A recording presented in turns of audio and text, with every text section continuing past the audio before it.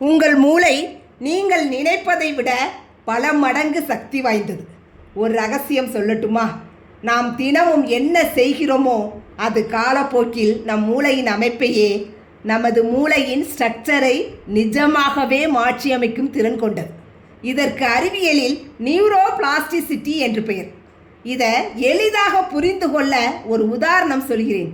நீங்கள் தினமும் கோபப்பட்டு கொண்டே இருந்தால் உங்கள் மூளை அந்த கோப பாதையை வலுவாக்கி உங்களை மிக எளிதாக கோபப்பட வைத்துவிடும். அதே சமயம் தினமும் நடக்கும் நல்ல விஷயங்களை நினைத்து நன்றி கூறினால் மூளை நேர்மறையான எண்ணங்களை ஈர்க்க பழகிவிடும். புதிதாக ஒரு விஷயத்தை தினமும் கற்றுக்கொண்டே இருந்தால் மூளையின் செல்கள் புதிதாக இணைந்து உங்களை சுறுசுறுப்பாகவும் புத்திசாலியாகவும் மாற்றும். சுருக்கமாக சொல்லப்போனால், ஜிம்மிற்கு சென்று உடற்பயிற்சி செய்து உடலை எப்படி வலுவாக்குகிறோமோ அதே போல உங்கள் தினசரி பழக்க வழக்கங்கள் மூலம் உங்கள் மூளையையும் நீங்கள் விரும்பியபடி செதுக்க முடியும்.